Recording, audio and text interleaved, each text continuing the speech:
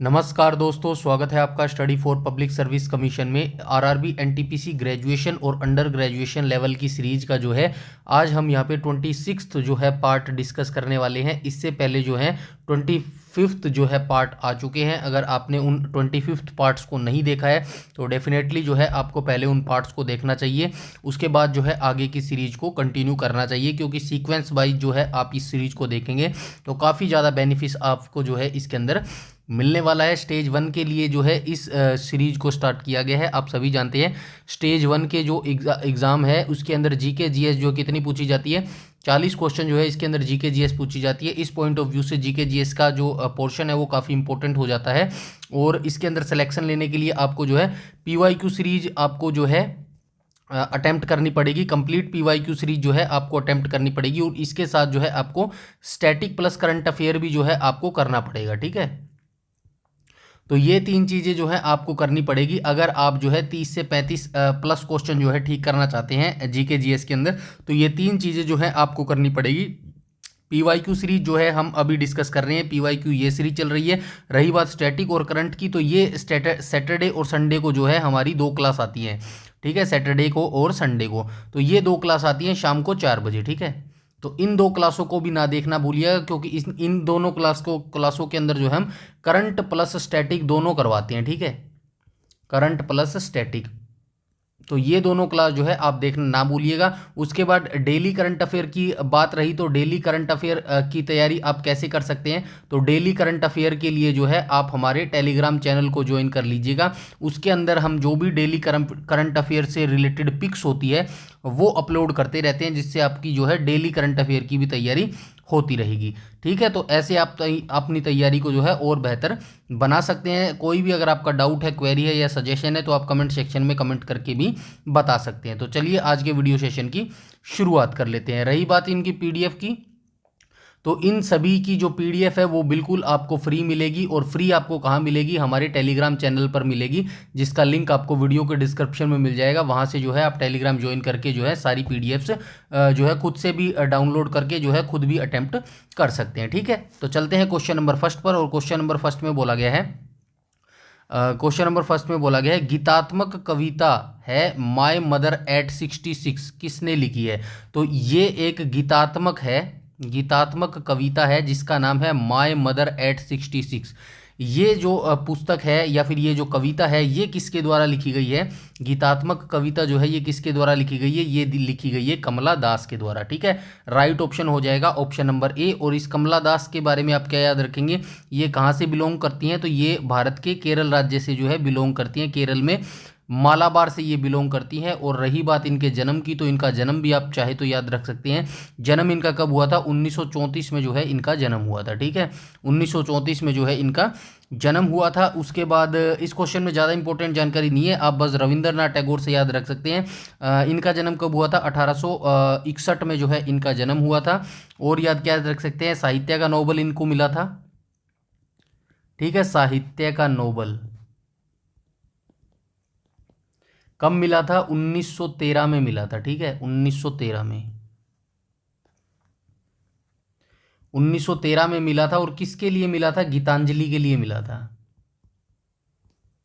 ठीक है, गीतांजलि के लिए मिला था। इनको जो है एक और उपाधि मिली थी, नाइटहुड की उपाधि मिली थी इनको, रविंद्रनाथ टैगोर को। ठीक है, नाइटहुड की उपाधि जो है इनको कब मिली थी, तो नाइटहुड की जो उपाधि है इनको 1913, 14, 15, 1915 में जो है इनको नाइटहुड की उपाधि मिली थी, जो इन्होंने जो है 1919 में जो है इसको वापस लौटा दिया था। ठीक है, 1919 को जो है ब्रिटिश सरकार को इन्होंने जो है इस उपाधि को वापस लौटा दिया था। क्यों लौटा दिया था, जलियांवाला बाग हत्याकांड हुआ था। ठीक है,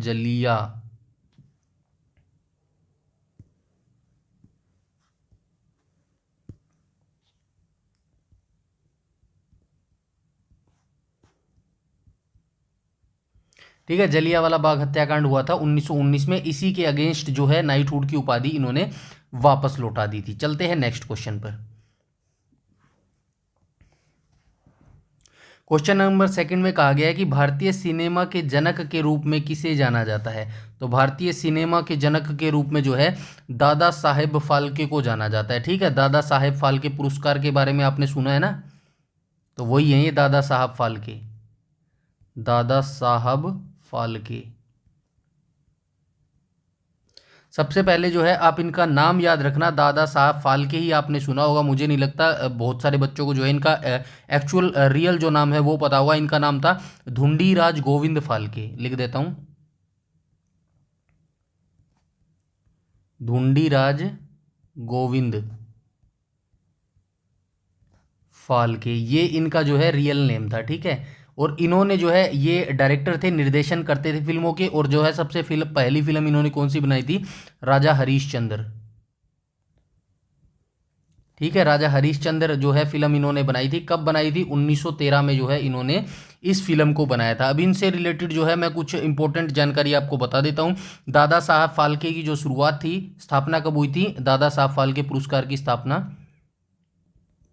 स्थापना हुई थी भाई इसकी 1969 में जो है इस पुरस्कार की स्थापना हुई थी, ठीक है। 1969 में इस पुरस्कार की स्थापना हुई थी। और पहला जो ये दादा साहब पहला पुरस्कार था, ये किसको दिया गया था, देविका रानी को दिया गया था,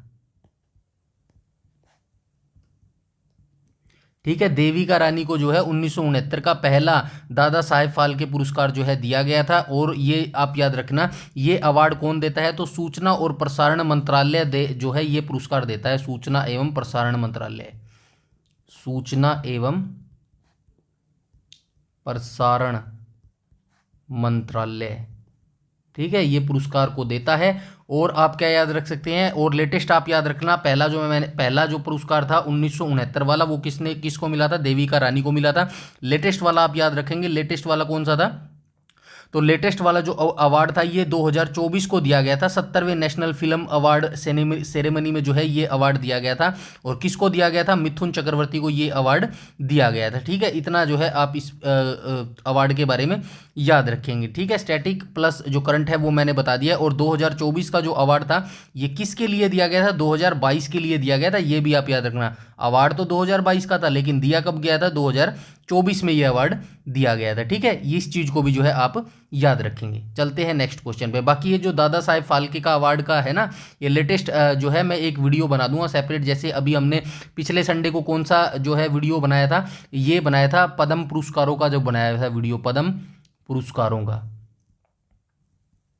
उस वीडियो के अंदर जो है हमने पद्म पुरस्कार जो है कंप्लीट डिस्कस कर लिए हैं, उससे बाहर जो है आपका क्वेश्चन नहीं जाएगा। जो है पहले पद्म पुरस्कार किसको मिले वो भी उस वीडियो के अंदर बताए हैं। अभी जो लेटेस्ट 2025 के पद्म पुरस्कार दिए गए हैं उसके अंदर कौन कौन से इंपॉर्टेंट पर्सन है या फिर जो आपके एग्जाम में आने लायक हैं वो सारे जो है उसके अंदर करवा दिए गए हैं। तो ये मान के चलिएगा स्टैटिक प्लस करंट उसके अंदर जो है ये टॉपिक करवा दिया है कंप्लीट, ठीक है।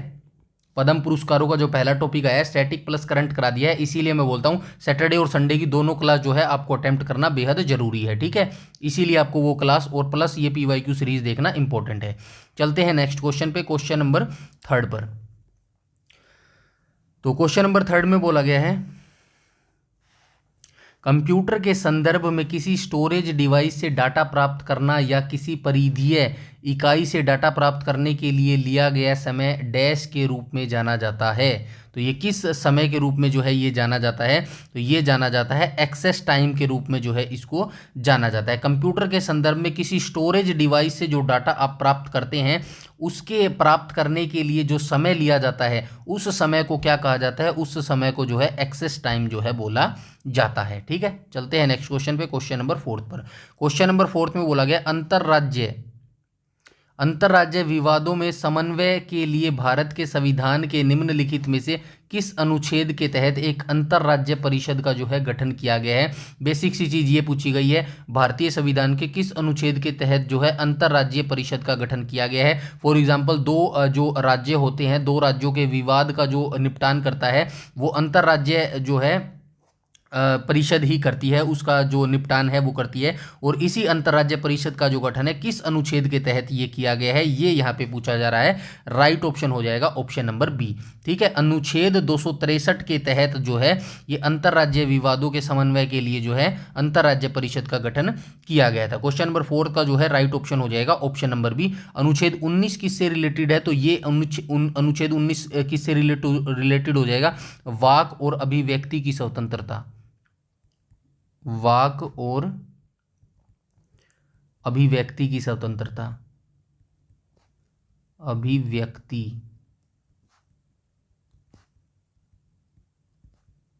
ठीक है, ये हो जाएगा अनुच्छेद 19।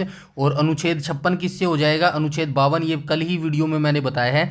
अनुच्छेद, ये तीनों याद रखेंगे आप, अनुच्छेद 352, अनुच्छेद 356 और अनुच्छेद 360, ठीक है, ये तीनों जो है आपातकाल से संबंधित है।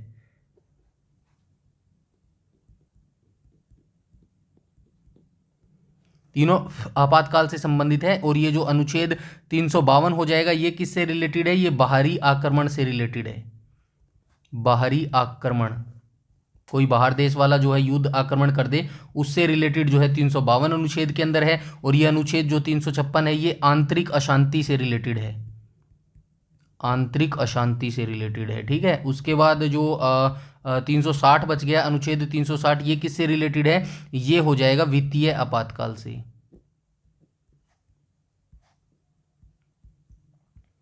ठीक है, ये हो जाएगा वित्तीय आपातकाल से। और भारत के अंदर जो है अभी तक एक बार भी जो है वित्तीय आपातकाल नहीं घोषित किया गया है। आप मुझे कमेंट सेक्शन में ये कमेंट करके बताएंगे, जो ये आपातकाल जो है हमने किस संविधान से जो है ग्रहण किया है। You know very well, Bharat के जो संविधान में बहुत सारी चीज़ें हैं वो हमने विभिन्न देशों से जो है ग्रहण किया है। फॉर एग्जांपल के लिए बता दूं, जो मौलिक अधिकार है ये हमने जो है कहाँ से लिए हैं? ये यूएसए से लिए हैं, ठीक है। मौलिक अधिकार हमने कहाँ से ग्रहण किए हैं? तो मौलिक अधिकार जो है हमने अमेरिका से ग्रहण किए हैं। और हम क्या याद रख सकते हैं, जो संसद है ये हमने कहाँ से ग्रहण की है? तो संसद हमने जो है ब्रिटेन से ग्रहण की है, ठीक है। तो ऐसी चीज़ें जो हमने बहुत सारी चीज़ें जो है बहुत सारे देशों से ग्रहण की है। इसी तरह जो आपातकाल है ये संविधान में, ये हमने किस देश से ग्रहण की है, ये आप कमेंट सेक्शन में कमेंट करके बताएंगे, ठीक है। चलते हैं नेक्स्ट क्वेश्चन पे। क्वेश्चन नंबर 5 में बोला गया है, और आप ये भी याद रख सकते हैं, जो दुनिया का सबसे बड़ा संविधान और जो सबसे बड़ा लिखित संविधान है वो भारत का है, और सबसे छोटा जो लिखित संविधान है वो है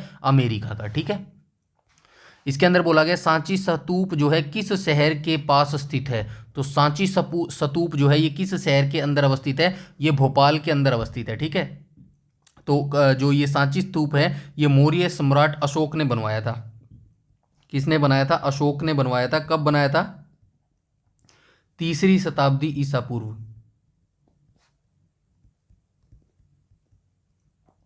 ठीक है। 3री शताब्दी ईसा पूर्व इसको बनाया गया था। और ये जो भोपाल है ये कहाँ पर हो जाएगा? तो भोपाल जो है मध्य प्रदेश के अंदर अवस्थित है, मध्य प्रदेश के राजस्थान जिले में है, ठीक है। यहाँ भी याद रखना, चलो बताने की लिखने की जरूरत नहीं है। मध्य प्रदेश का जो रायसेन जिला है ना, वहाँ पर ही जो है सांची शहर है, और सांची शहर के अंदर ही जो है ये सांची स्तूप अवस्थित है, ठीक है। ये चीज़ें जो है आप याद रखेंगे क्वेश्चन 5 के बारे में। उसके बाद आप अशोक से क्या याद रख सकते हैं? अशोक जो है किस वंश से संबंधित है, यानी किस डायनेस्टी से संबंधित है?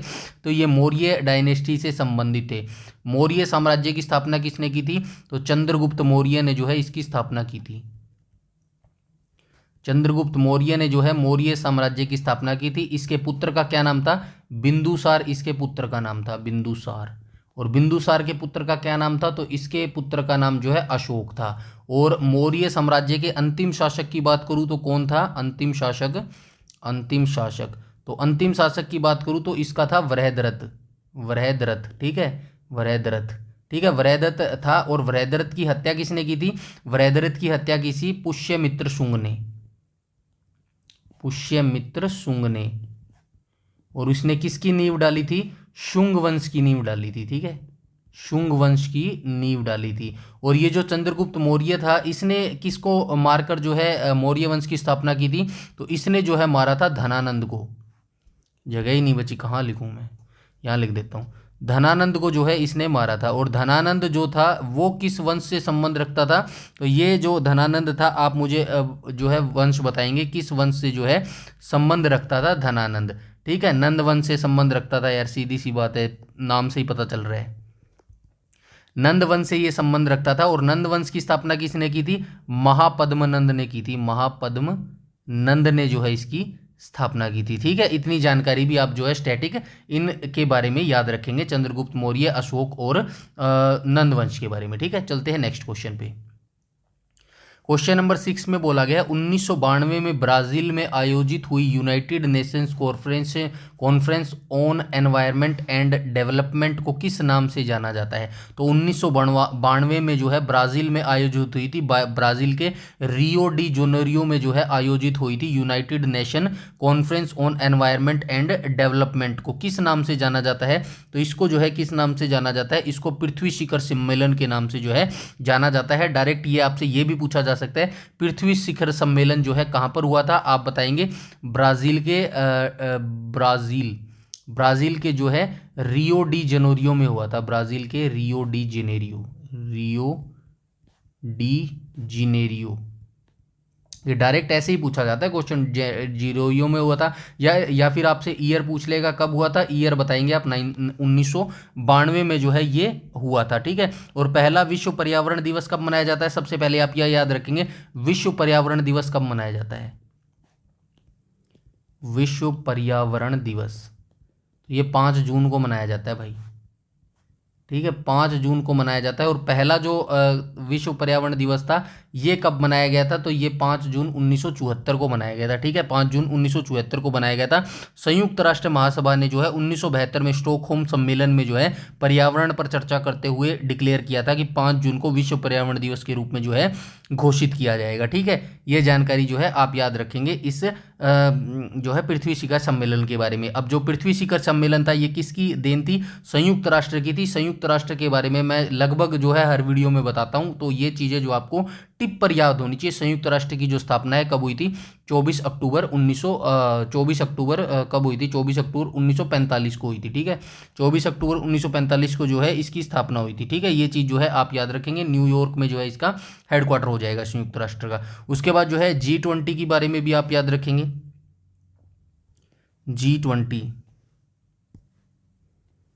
G20 की स्थापना कब हुई थी? कोई बता सकता है? G20 की जो स्थापना है 1999 में G20 की स्थापना हुई थी। और ब्रिक्स की स्थापना कब हुई थी? BRICS 1 2 3 4 5। ठीक है, ब्रिक्स की स्थापना कब हुई थी? ब्रिक्स की स्थापना हुई थी जून 2009 में। 16 जून 2009 में इसकी स्थापना हुई थी। 16 जून 2009 में इसकी स्थापना हुई थी। और इसका मुख्यालय कहाँ पे है? हेडक्वार्टर हो जाएगा इसका शंघाई, चीन में। ठीक है, शंघाई चीन में इसका हेडक्वार्टर हो जाएगा। चीन की राजधानी क्या हो जाएगी? बीजिंग जो है चीन की राजधानी हो जाएगी। और इसकी फुल फॉर्म क्या हो जाएगी? बी से हो जाएगा ब्राज़ील, आर से हो जाएगा रूस, और क्या हो जाएगा? और आई से हो जाएगा इंडिया, सी से हो जाएगा चाइना, और एस से हो जाएगा साउथ अफ्रीका। साउथ अफ्रीका जो है इसके अंदर इंक्लूड कब हुआ था? तो 2010 में जो है ब्रिक्स के अंदर जो है साउथ अफ्रीका इंक्लूड हुआ था, यानी कि एंट्री हुई थी। इतनी सारी चीज़ें जो है आप इस क्वेश्चन के बारे में याद रखेंगे। उसके बाद क्वेश्चन नंबर 7 में बोला गया, कृषि और आपदा निगरानी के लिए भारतीय प्रौद्योगिकी संस्थान IIT कानपुर द्वारा परिकल्पित और विकसित नैनो सैटेलाइट का नाम क्या है? तो ये भाई कृषि और आपदा निगरानी के लिए जो है एक IIT कानपुर के द्वारा जो है एक नैनो सैटेलाइट जो है लॉन्च की गई थी, या फिर विकसित की गई थी, डेवलप की गई थी। उसी सैटेलाइट का जो है नाम पूछा गया है। तो उस सैटेलाइट का जो नाम है ये क्या हो जाएगा? जुगनू जो है इसका नाम हो जाएगा। ठीक है, क्वेश्चन नंबर 7 का जो है राइट ऑप्शन हो जाएगा ऑप्शन नंबर बी, इसका करेक्ट हो जाएगा। चलते हैं नेक्स्ट क्वेश्चन पे, क्वेश्चन नंबर 8 पर। क्वेश्चन नंबर 8 में बोला गया, यूनाइटेड नेशंस के 8वें महासचिव बान की मून कहाँ के निवासी हैं? तो ये 8वें महासचिव की यहाँ पे बात हो रही है। यूनाइटेड नेशन यानी संयुक्त राष्ट्र की यहाँ पे बात हो रही है। अभी ऊपर ही जो है संयुक्त राष्ट्र के बारे में मैंने बताया है। तो यूनाइटेड नेशन के ये जो 8वें महासचिव थे बान की मून, ये किस देश के निवासी थे? तो ये हो जाएगा भाई ऑप्शन नंबर सी, दक्षिण कोरिया के निवासी थे। वर्तमान में कौन है? वर्तमान के महासचिव कौन है संयुक्त राष्ट्र के, इसके यूनाइटेड नेशन के महासचिव? ये छोटी की मात्रा आएगी यार, महासचिव। तो ये कौन हो जाएंगे? तो ये एंटोनियो गुटेरेस हो जाएंगे। Antonio Guterres. ठीक है, गुटेरस। और ये किस देश से हैं? तो ये है पुर्तगाल से। पुर्तगाल से ये संबंध रखते हैं। ठीक है, इनके बारे में भी जो है आप ये चीज़ याद रखेंगे। चीन की राजधानी हो जाएगी बीजिंग। जापान की क्या हो जाएगी? ये तीनों की आप बताएंगे। जापान की टोक्यो हो जाएगी, उत्तर कोरिया और दक्षिण कोरिया की तो बता ही दीजिएगा, ठीक है। चलते हैं नेक्स्ट क्वेश्चन पे, क्वेश्चन नंबर 9 पे। क्वेश्चन नंबर 9 में बोला गया किसने टिप्पणी की थी कि दक्षिण अफ्रीका ने महात्मा गांधी को बनाया है। तो महात्मा गांधी को दक्षिण अफ्रीका ने बनाया है, ऐसा किसने कहा था। तो ऐसा किसने कहा था, ऐसा चंद्रन देवसेन के द्वारा जो है बोला गया था, महात्मा गांधी को दक्षिण अफ्रीका ने बनाया है। महात्मा गांधी के बारे में भी जो मैं इंपॉर्टेंट जितनी चीज़ें थी वो पिछली वीडियो में बता चुका हूँ, एक बार फिर से बता देता हूँ, कोई बात नहीं। 1861 में जो है रविंद्रनाथ टैगोर का जन्म हुआ था, तो 1869 में इनका जन्म हुआ था, ठीक है।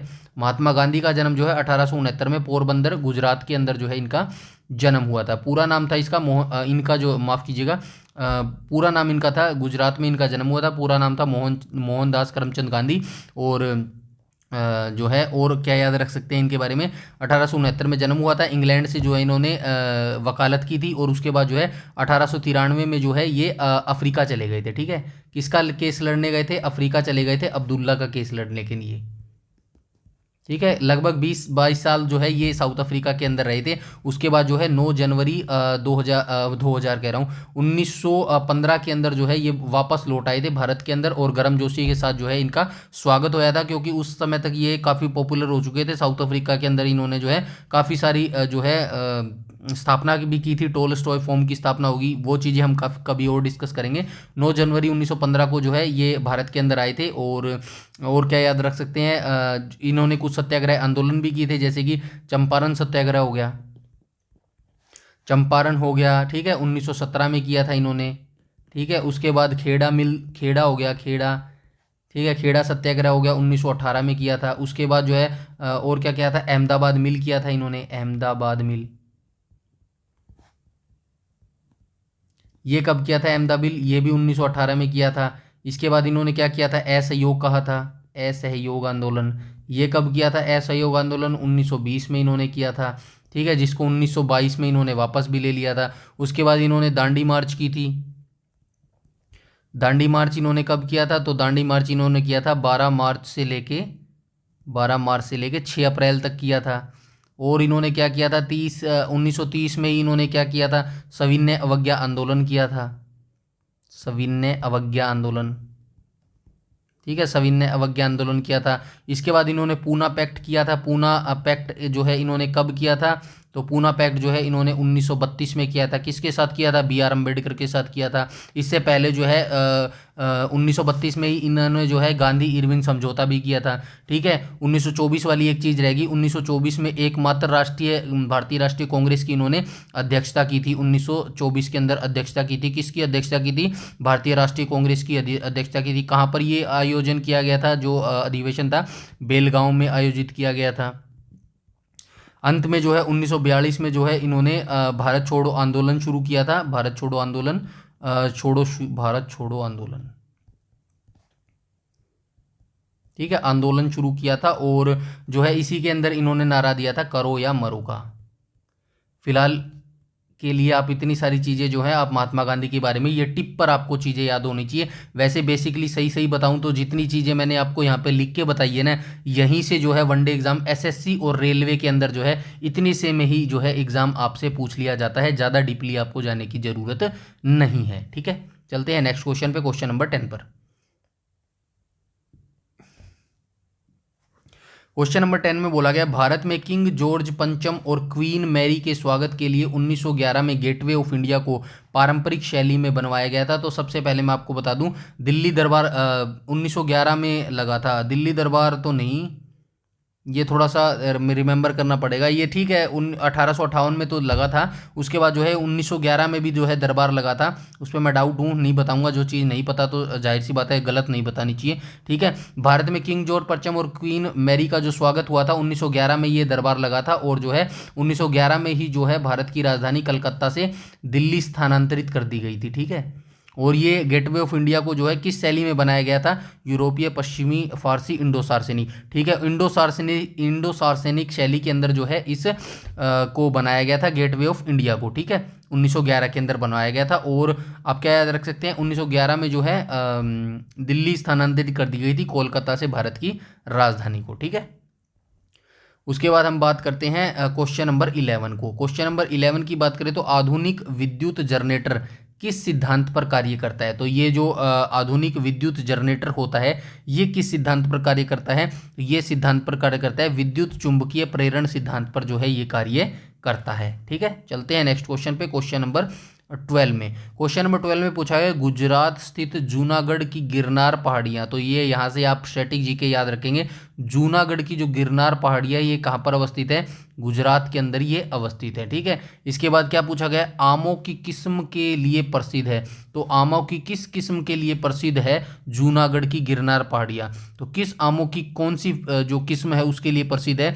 राइट ऑप्शन हो जाएगा ऑप्शन नंबर ए, आमों की केसर जो किस्म होती है उसी के लिए जूनागढ़ की गिरनार पहाड़ियाँ फेमस हैं।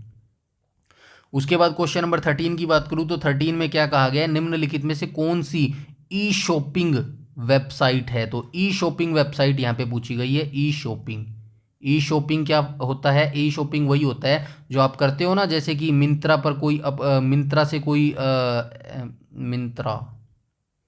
मिंत्रा वेबसाइट है ना, ये एक ई शॉपिंग वेबसाइट है। तो यहाँ पे पूछा गया है कौन सी जो है ई शॉपिंग वेबसाइट हो जाएगी? तो कौन सी हो जाएगी इसके अंदर? तो राइट ऑप्शन हो जाएगा क्वेश्चन नंबर 13 का ऑप्शन नंबर सी।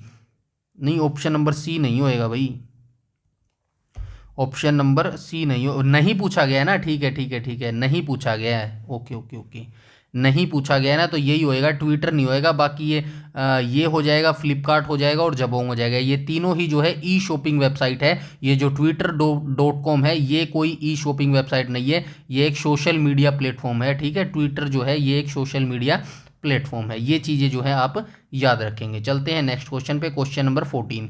क्वेश्चन नंबर 14 में बोला गया है गन्ने के पौधे को रासायनिक ऊर्जा में बदलने वाली प्रभावी परिवर्तनों में से एक है। तो गन्ने के जो पौधे को है किस को जो है रासायनिक ऊर्जा में बदलने वाली प्रभावी परिवर्तनों में से एक है? तो क्या है? वायु, सूर्य का प्रकाश, रस या फिर जल? राइट ऑप्शन हो जाएगा ऑप्शन नंबर बी, गन्ने के पौधे सूर्य के प्रकाश को रासायनिक ऊर्जा में बदलने वाली प्रभावी परिवर्तनों में से जो है एक है।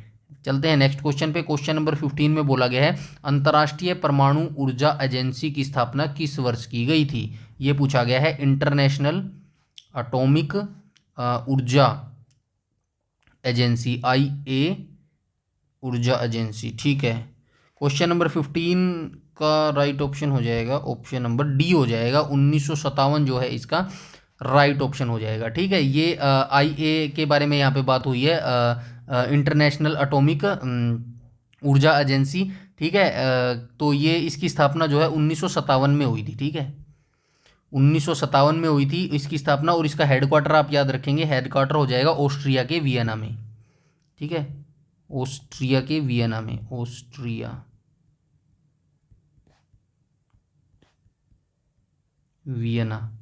वियना में क्या है इसका हेडक्वार्टर। ठीक है, और भारत का जो परमाणु जनक है वो कौन है? डॉक्टर होमी जहांगीर।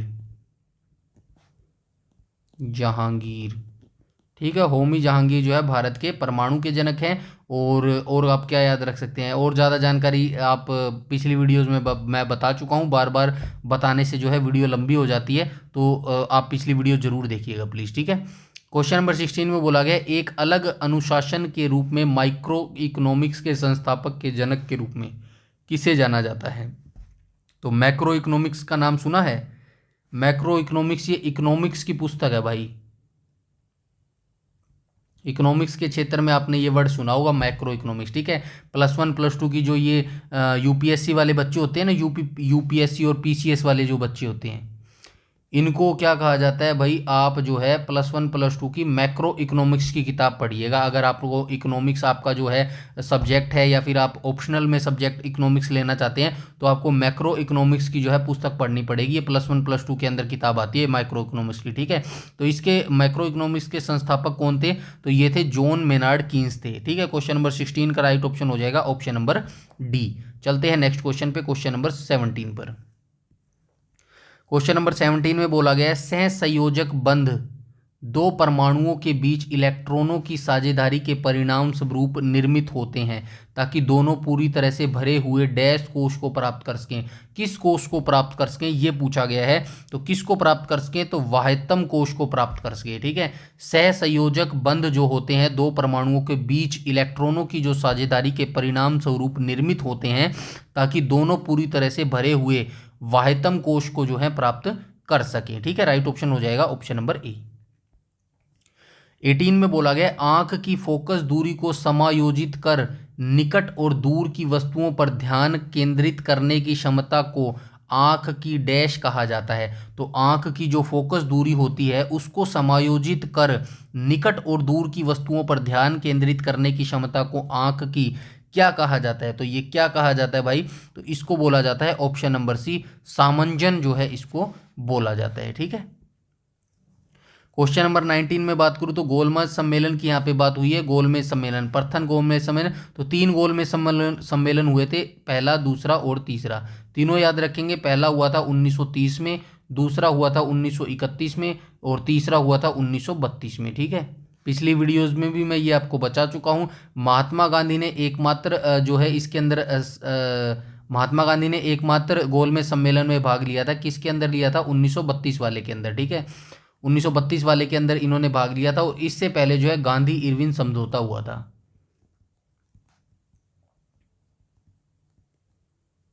गांधी इरविन समझौता,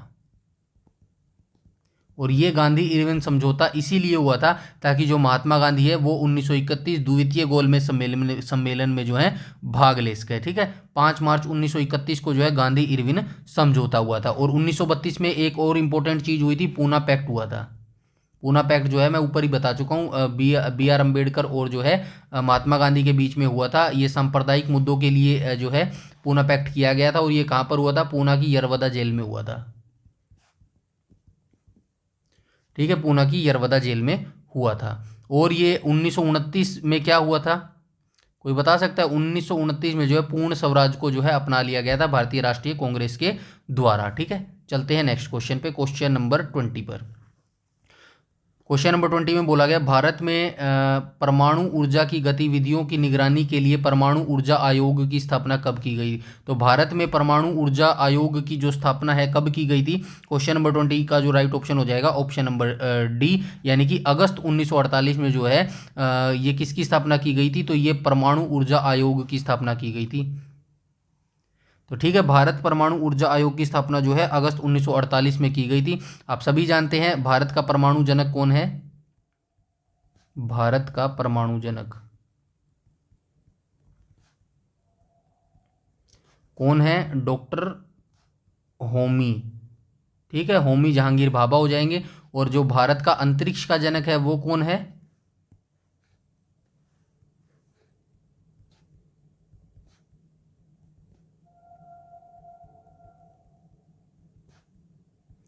तो भारत का अंतरिक्ष का जनक हो जाएगा डॉक्टर विक्रम साराभाई। ठीक है, डॉक्टर विक्रम साराभाई। उसके बाद आप कुछ इंस्टीट्यूट याद रखेंगे, जैसे कि बार्क की स्थापना कब हुई, BARC। तो बार्क की जो स्थापना है वो 1954 में हुई। उसके बाद और क्या याद रख सकते हैं, CSIR की स्थापना कब हुई, तो ये 1942 में हुई। उसके बाद DRDO की स्थापना कब हुई, DRDO की स्थापना 1958 में हुई। ठीक है, इसरो की स्थापना कब हुई, इसरो की स्थापना हुई 1969 में इसरो की स्थापना हुई। और क्या याद रख सकते हैं, और कोई बच गया, DRDO, BR, इसरो। ठीक है, अभी के लिए फिलहाल इतने याद रखिएगा, कुछ याद आएगा तो मैं फिर बता दूंगा आपको। ठीक है, क्वेश्चन नंबर 21 में बोला गया लखनऊ कढ़ाई की किस पारंपरिक कला के लिए प्रसिद्ध है, तो ये हो जाएगा चिकनकारी। ठीक है, लखनऊ किसकी राजधानी है, तो लखनऊ हो जाएगा यूपी की राजधानी, यानी कि उत्तर प्रदेश की राजधानी क्या है, लखनऊ है। और लखनऊ जो है कढ़ाई की किस पारंपरिक कला के लिए फेमस है, तो ये चिकनकारी जो है कढ़ाई के लिए फेमस है। क्वेश्चन नंबर 22 में बोला गया भारत रत्न पुरस्कार के प्रथम प्राप्तकर्ता और स्वतंत्र पार्टी 1959 के संस्थापक कौन थे, तो ये कौन थे, C राजगोपालाचारी थे। क्वेश्चन नंबर 22 का राइट ऑप्शन हो जाएगा ऑप्शन नंबर ए, इस पुरस्कार के बारे में जो है मैं यहाँ पे ज़्यादा नहीं बताऊंगा, क्योंकि जो है भारत रत्न पुरस्कार की एक सेपरेट वीडियो जो है मैं बनाने वाला हूँ, जिसके अंदर करंट परस जो लेटेस्ट अवार्ड जो है वो उसके अंदर बता दिए जाएंगे। अभी के लिए फिलहाल इतना याद रखिएगा, भारत रत्न की जो स्थापना है, भारत रत्न जो है इसकी शुरुआत कब हुई थी भारत रत्न की, तो 2 जनवरी 1954 से जो है इस पुरस्कार की शुरुआत हुई थी। ठीक है, 1954 से। इसी के साथ जो है एक और पुरस्कार दिए जाने स्टार्ट हुए थे, पद्म पुरस्कार। ठीक है, पद्म पुरस्कार। इन दोनों पुरस्कारों की जो शुरुआत है वो कब से हुई थी? 2 जनवरी 1954 से जो है इन दोनों पुरस्कारों की शुरुआत हुई थी। पद्म पुरस्कार का जो वीडियो आपको मिल जाएगा, इसी वीडियो के डिस्क्रिप्शन में जो है आपको एक प्लेलिस्ट मिलेगी जिसका नाम है static plus current affair RRB NTPC 2025। उसके अंदर पहला ही टॉपिक करवाया गया है पद्म पुरस्कार, उसको देख लीजिएगा। पद्म पुरस्कार से कोई भी क्वेश्चन जो है आपका कभी गलत नहीं होएगा। ठीक है, चलते हैं नेक्स्ट क्वेश्चन पे, क्वेश्चन नंबर 23 पर। 23 में बोला गया 2019 में निम्नलिखित में से कौन से देश को यूएस ट्रेजरी विभाग द्वारा प्रमुख व्यापारिक भागीदारों की मुद्रा निगरानी सूची से जो है हटा दिया गया है। तो ये 2019 के करंट अफेयर से रिलेटेड जो है क्वेश्चन पूछा गया है। राइट ऑप्शन हो जाएगा ऑप्शन नंबर सी। तो 2019 में जो है भारत देश को यूएस ट्रेजरी विभाग द्वारा जो है प्रमुख व्यापारी भागीदारों की मुद्रा निगरानी सूची से जो है हटा दिया गया था। ठीक है, क्वेश्चन नंबर 23 का जो है राइट ऑप्शन हो जाएगा ऑप्शन नंबर सी। चलते हैं नेक्स्ट क्वेश्चन पे। क्वेश्चन नंबर 24 में बोला गया दुनिया के बाकी देशों के साथ किसी एक देश के लेन देन को संक्षेप में बताने वाले खातों के समूह को क्या कहते हैं? तो दुनिया के जो बाकी देश हैं उनके साथ किसी एक देश के लेन देन को संक्षेप में बताने के खातों के समूह को जो है क्या कहा जाता है? तो इसके समूह को जो है क्या कहा जाता है? पूंजी निवेश, बजट शेष, बजट और भुगतान शेष। राइट ऑप्शन हो जाएगा ऑप्शन नंबर डी, यानी कि भुगतान शेष जो है इसको बोला जाता है दुनिया के बाकी देशों के साथ किसी एक देश के लेन देन को संक्षेप में बताने वाले खातों के समूह को जो है बोला जाता है भुगतान शेष। ठीक है, क्वेश्चन नंबर 25 में बोला गया बंगाल के नवाब सिराजुद्दौला प्लासी की लड़ाई में किस वर्ष आ रहे थे? क्वेश्चन ही गलत हो गया ये क्वेश्चन आ रहे थे।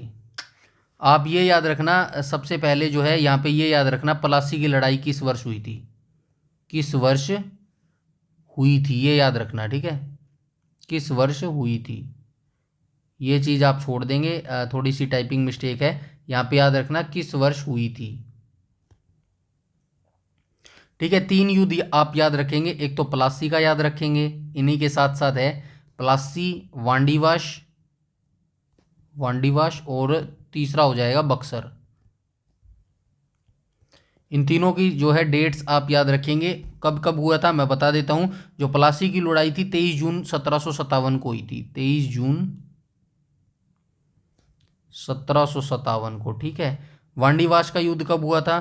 तो वांडीवाश का युद्ध जो हुआ था 22 जनवरी 1760 को हुआ था, 22 जनवरी 1760 को हुआ था। ठीक है, और बक्सर का युद्ध कब हुआ था? 1764 में लड़ा गया था बक्सर का युद्ध। ठीक है, 1764 में जो है बक्सर का युद्ध लड़ा गया था। प्लासी की लड़ाई किस किस के बीच में लड़ी गई थी? तो प्लासी की लड़ाई जो है बंगाल के नवाब थे सिराजुद्दौला और ब्रिटिश ईस्ट इंडिया कंपनी के जो नेतृत्व करता थे रॉबर्ट क्लाई, इनके बीच में ये लड़ी गई थी और ब्रिटिश ईस्ट इंडिया जो है कंपनी प्लासी का युद्ध जो है जीत गई थी। वांडीवाश का युद्ध किस किस के बीच हुआ था? तो वांडीवाश का युद्ध जो है 22 जनवरी 1760 को ब्रिटिश ईस्ट इंडिया कंपनी और फ्रांसीसियों के बीच में लड़ा गया था और ये जो युद्ध है फ्रांसीसी हार गए थे, ब्रिटिश ईस्ट इंडिया जीत गई थी और यहाँ से जो है फ्रांसीसी का लगभग वर्चस्व खत्म हो गया था भारत से। ठीक है, फ्रांसीसी यहाँ से जो है पूरी तरह गायब हो गए थे, पूरी तरह जो है भारत छोड़कर चले गए थे। उसके बाद बचा बक्सर का युद्ध और बक्सर का युद्ध कब लड़ा गया था? 1764 में। ब्रिटिश ईस्ट इंडिया ने जो है यहाँ पर तीनों को एक साथ हराया था। किस किस को हराया था? तो ये जो है यहाँ के 3 नवाब थे जो क्या बोलते हैं इसको, बक्सर का जो युद्ध था सबसे पहले आप याद रखेंगे 1764 को लड़ा गया था और ब्रिटिश ईस्ट इंडिया कंपनी और भारतीय शासकों के बीच में यह युद्ध लड़ा गया था और अंग्रेजों की तरफ से हेक्टर मुनरो ने नेतृत्व किया था और जो इसके शाह आलम थे और 2 और नाम थे, क्या नाम थे मेरा ये नाम याद नहीं आ रहा। एक तो जो है शाह आलम थे, ऊपर से है मीर कासिम था एक सची और एक और था जो भी था। इन तीनों की संयुक्त सेना को जो है हराया था यहाँ पे ब्रिटिश ईस्ट इंडिया कंपनी ने।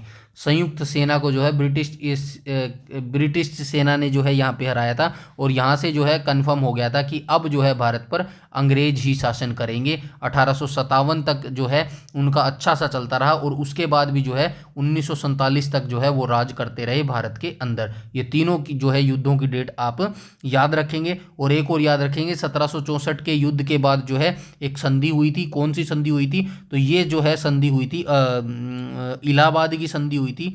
याद रखेंगे, इलाहाबाद की संधि, इलाहाबाद की संधि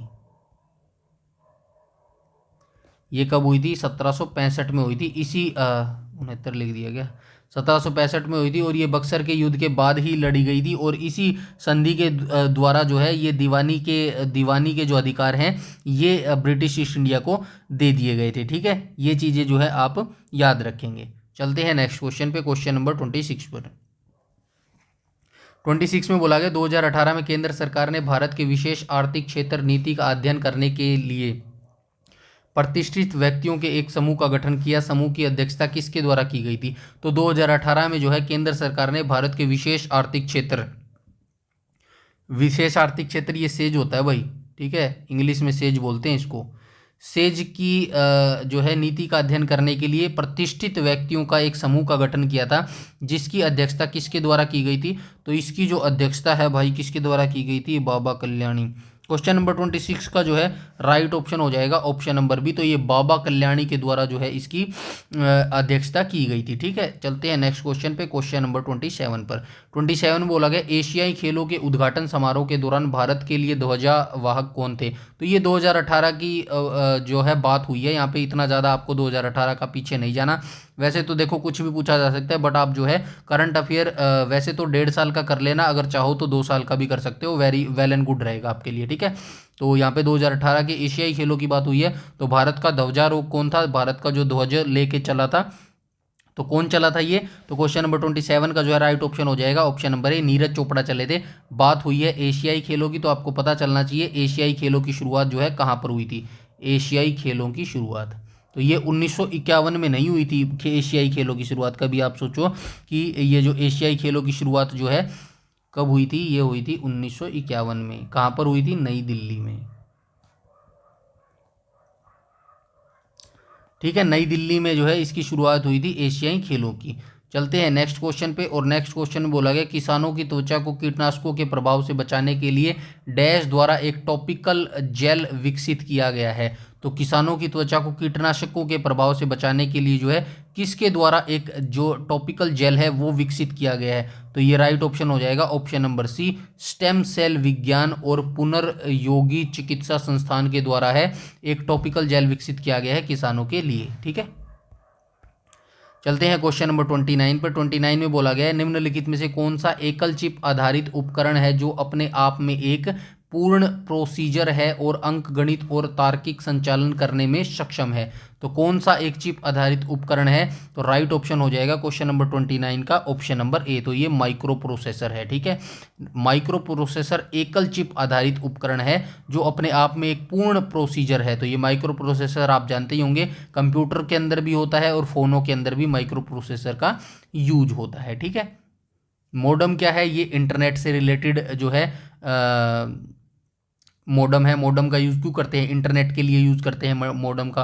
ऑपरेटिंग सिस्टम क्या होता है? ऑपरेटिंग सिस्टम आप सभी जानते हैं। ऑपरेटिंग सिस्टम क्या क्या होते हैं? लाइनेक्स हो गया, यूनिक्स हो गया, ये ऑपरेटिंग सिस्टम होते हैं। ठीक है, क्वेश्चन नंबर 30 में बोला गया 1929 की महामंदी इनमें से किस क्षेत्र में शुरू हुई थी? तो 1929 की जो महामंदी थी किस क्षेत्र में शुरू हुई थी?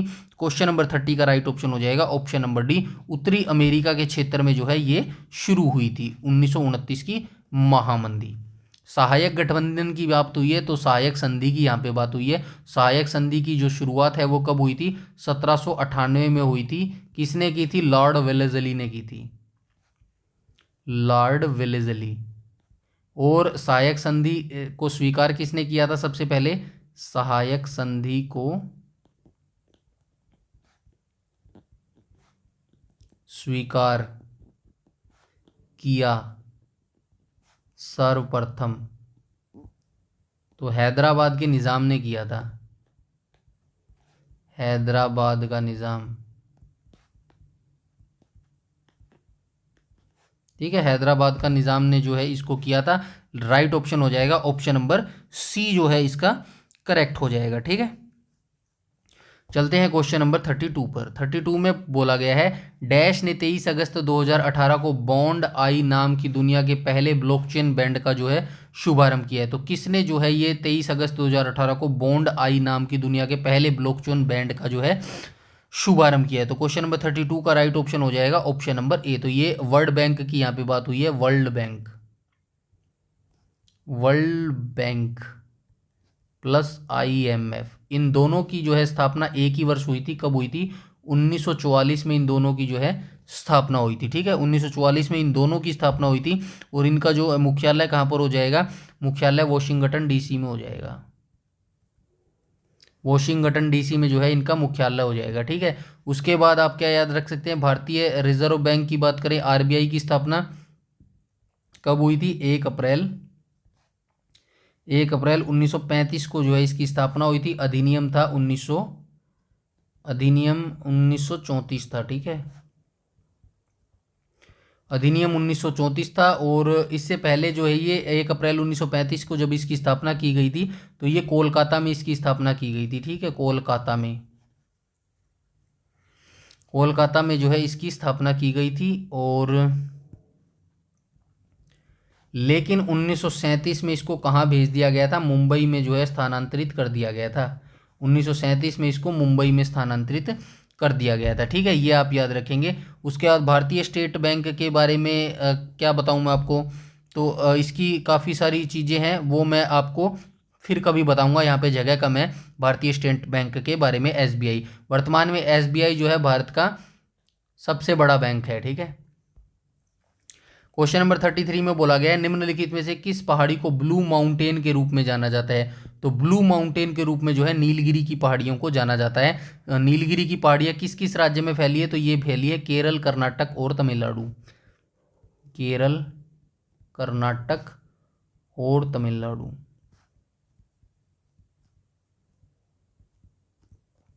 इसके बाद ये खासी और गारो की पहाड़ियाँ दोनों कहाँ पर अवस्थित है? तो खासी और गारो की जो पहाड़ियाँ हैं ये हमारे मेघालय में अवस्थित है। ठीक है, क्वेश्चन नंबर 33 में जो है ऑप्शन राइट हो जाएगा ऑप्शन नंबर ए। और ये जो शिवालिक, माफ़ कीजिएगा, ये जो खासी की पहाड़ियाँ हैं और गारो की पहाड़ियाँ ये मेघालय के अंदर अवस्थित हैं।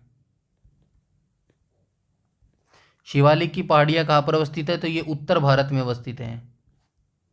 सबसे बाहरी भाग है ये, जो माउंटेन है ना हमारा हिमालय माउंटेन है उसका सबसे भारी है ये, जो भारी परत है शिवालिक की पहाड़ियाँ। और ये उत्तर भारत में अवस्थित है। और ये कहाँ कहाँ फैली हुई हैं? तो ये जो हमारी माफ़ कीजिएगा, ये क्या नाम है, ये शिवालिक की जो पहाड़ियाँ हैं ये कहाँ से कहाँ तक फैली हैं ये आपको पता होना चाहिए। तो ये जो शिवालिक की पहाड़ियाँ हैं ये सिंधु नदी से लेकर ब्रह्मपुत्र नदी तक फैली है। सिंधु नदी से लेकर ब्रह्मपुत्र नदी तक फैली है, ब्रह्मपुत्र नदी तक फैली है। अब ब्रह्मपुत्र का नाम आया है तो ब्रह्मपुत्र से मैं आपको बता देता हूँ, ब्रह्मपुत्र का उद्गम कहाँ से होता है? ब्रह्मपुत्र नदी का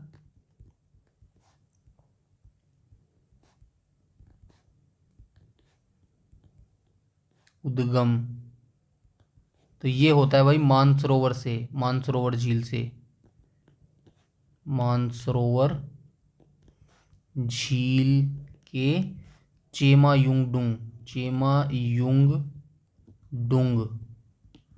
ग्लेशियर, ग्लेशियर। ठीक है, चेमायुंगडुंग ग्लेशियर से होता है इसकी जो है उद्गम ब्रह्मपुत्र नदी का। और ये भारत में कहाँ से प्रवेश करती है? अरुणाचल प्रदेश से जो है, अरुणाचल प्रदेश में प्रवेश करती है। अरुणाचल प्रदेश में प्रवेश करती है। और अरुणाचल प्रदेश में इसको किस नाम से जाना जाता है? दिहांग नाम से जाना जाता है।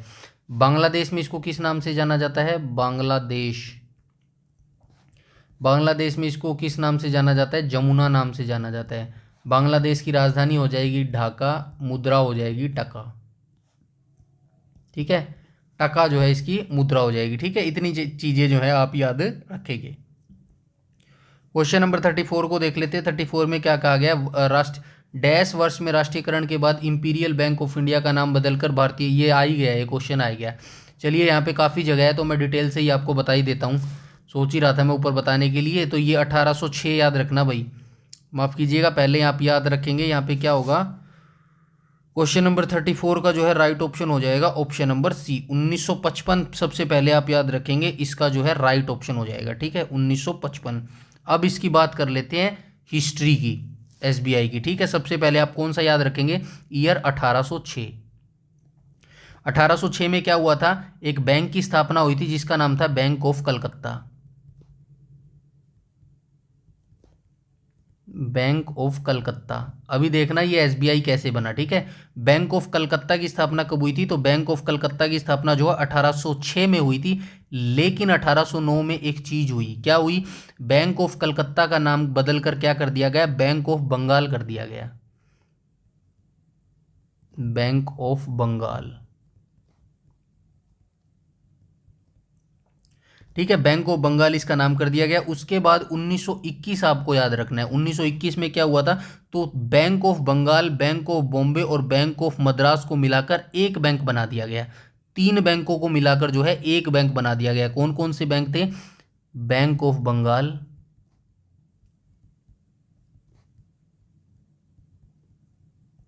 दूसरा कौन था, बैंक ऑफ बॉम्बे,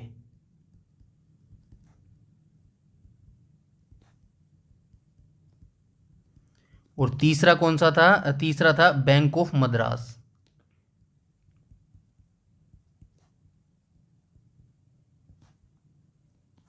ठीक है, बैंक ऑफ मद्रास। इन तीनों को बैंक के मिलाकर जो है एक बैंक बनाया गया जिसका नाम था imperial bank of India, imperial bank of India,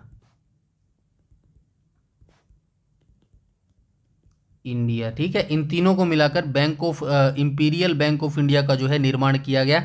इसके बाद आप याद रखेंगे 1955, 1955 में क्या हुआ, इंपीरियल बैंक ऑफ इंडिया का राष्ट्रीयकरण किया गया,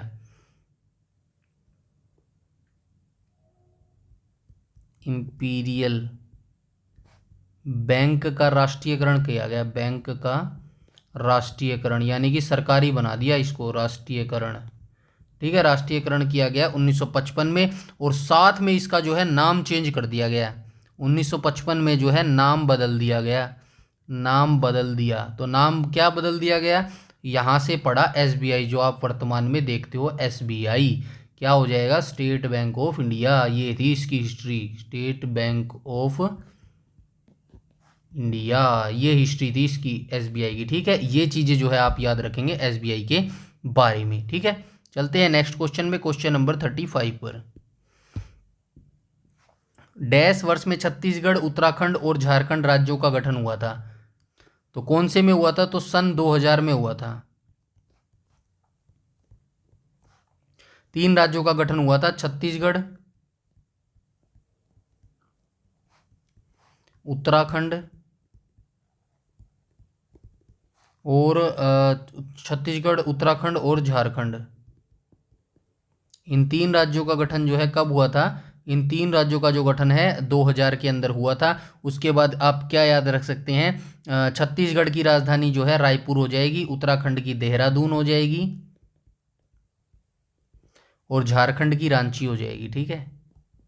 ये चीज़ें भी आप याद रखेंगे, ठीक है।